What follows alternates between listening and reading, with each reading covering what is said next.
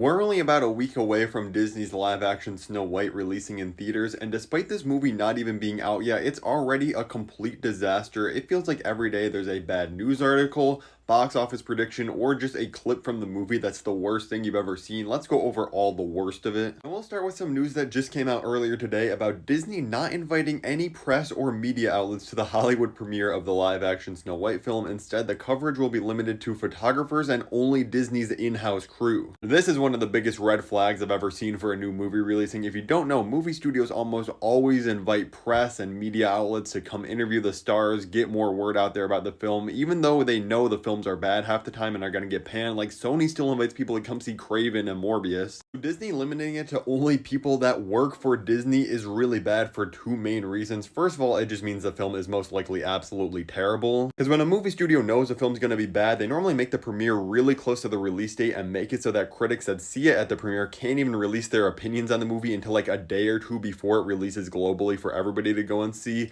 They do this to really limit the bad word of mouth that can go around. So it's pretty much guaranteed that this movie is going to be terrible, but the second reason seems to be because of the controversy around Rachel Zegler and Gal Gadot. If you don't know, Rachel Zegler is very pro-Palestine and Gal Gadot is Israeli herself, so the rumor is that behind the scenes these two absolutely hate each other and can't stand each other. So I think Disney's trying to avoid any interviewers getting in there and asking any questions that could create any controversy or negativity around this film. Honestly, it's just really weak from Disney. I understand you're a big global company and they're not going to come out and pick a side, but I feel like you have to let your actors and actresses express themselves if an interviewer asks them a question. You can't just avoid it by not inviting anybody. Let's move on to the next incredibly bad thing about this movie, which is pretty much every new clip they release from the film. There is almost always a laughably bad Gal Gadot moment in them. I'll play a couple of them right now. Enough.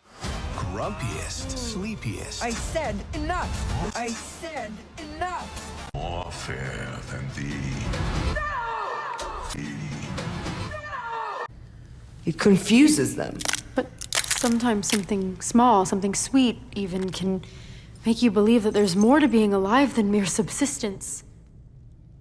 You know, I really don't remember you being this opinionated. I'm sorry, she has to be one of the worst working actors in Hollywood that just keeps landing these big roles. I don't know how her agent does it, because it's not like she's a big name celebrity that people are going to see a movie for. It's almost the opposite. If I see her in a movie now, I almost don't want to watch it. Like in those scenes I played, if any of the lines ask for any emotion whatsoever besides just the most deadpan delivery, it just sounds so incredibly goofy, like she's never acted before in her life. It is really a shame. Like, I like Rachel Zegler as an actor. I think she is good in other things I've seen, and I hope she's good in this movie, but it just seems destined to fail. I'm not really the target audience. I don't even really like the first Snow White movie at all, so I don't really care about this one, but I just am sad for her in particular. The next bit of bad news about this movie is related to the box office, which is obviously what Disney cares about the most. If you didn't know, the box office opening projections are around $48 to $58 million for the domestic US earnings. It's on pace to outperform three other Disney live-action movies, as you can see here: Dumbo, Cruella, and Mufasa the Lion King. Mufasa the Lion King, despite its very bad opening weekend, it famously got beat out by Sonic 3. It somehow ended up having very good legs, and over the months ended up making $712 million worldwide. But Cruella, that had a similar opening, had $233 million worldwide. I actually think this is the best of any of the movies mentioned. And Dumbo only finished with $353 million worldwide. As you can see at the bottom here, the budget for this movie was between $240 to $270 million,